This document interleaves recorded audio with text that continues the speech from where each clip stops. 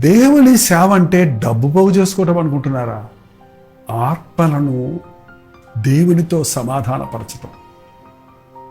దేవుని సేవ అంటే సుఖం అనుకుంటున్నారా?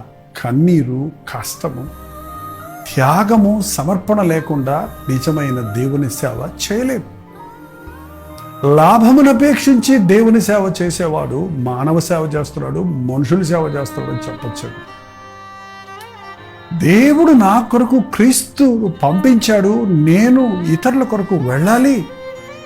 క్రీస్తు రక్తం నా కొరకు చిందించాడు, ఆ రక్తంలోని ప్రభావాన్ని, ఆ యొక్క మహిమను, ఆ స్వస్థతను, ఆ పాపక్షమాపణ గురించి నేను ఇతరులకు చెప్పాలి అనే భారం కలిగిన వాడే సేవకుడు.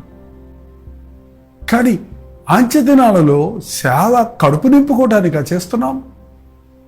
డబ్బులు పోగు చేసుకోవడానికా చేస్తున్నాం?